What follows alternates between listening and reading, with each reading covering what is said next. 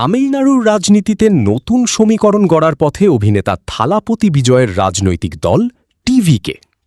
ডিএমকে ও এআইএডিএমকের মতো শক্তিশালী দলগুলোকে পিছনে ফেলে প্রাথমিক ট্রেন্ডে বড় ব্যবধানে এগিয়ে রয়েছে বিজয়ের নতুন দল। রূপালী পর্দার এই তারকার রাজনৈতিক যাত্রা কি তবে সরকার গঠনের দিকেই এগোচ্ছে? বিস্তারিত জানাচ্ছেন ত্রিবেণী তনু।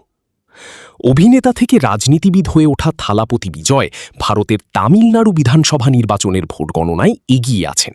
তাঁর গড়া দল তামিলেগা ভিট্টি কাঝাগাম বা টিভিকে এবার বড় ধরনের চমক দেখাচ্ছে।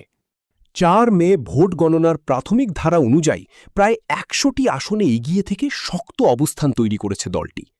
বিজয় লড়ছেন 2টি আসন থেকে, পেরাম্বুর ও তিরুচিরাপল্লী ইস্ট।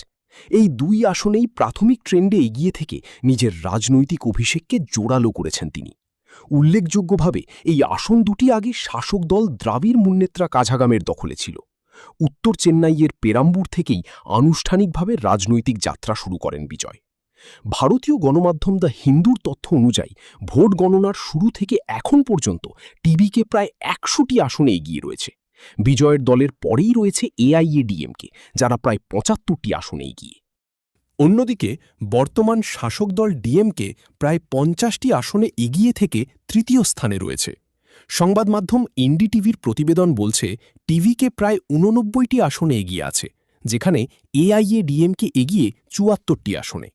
তামিলনাড়ু বিধানসভার মোট আসন সংখ্যা 234টি এবং সরকার গঠনের জন্য প্রয়োজন অন্তত 118টি আসনে জয়। এদিকে কেরালাতেও ভোট গণনা চলছে। সেখানে ক্ষমতাসীন বাম জোট কমিউনিস্ট পার্টি অফ ইন্ডিয়ার নেতৃত্বাধীন এলডিএফ পিছিয়ে রয়েছে। সোমবার সকাল 8টা থেকে 140টি কেন্দ্রে ভোট গণনা শুরু হয়, যেখানে 9 এপ্রিল ভোটগ্রহণ অনুষ্ঠিত হয়েছিল। কড়া নিরাপত্তার মধ্যেই সকাল 6:30টার দিকে নির্বাচন কমিশনের তত্ত্বাবধানে স্ট্রং রুম খোলা হয়। এরপর ভোট গণনা শুরু হলে প্রাথমিক ধারা অনুযায়ী কংগ্রেস নেতৃত্বাধীন ইউডিএফ এগিয়ে থাকার ইঙ্গিত পাওয়া যাচ্ছে। 2024 সালে অভিনয়ের শীর্ষ সময়ে রাজনীতিতে আসার ঘোষণা দেন জোসেফ বিজয়। এরপর তিনি প্রতিষ্ঠা করেন তামিলেগা ভিট্টি কাঝাগাম।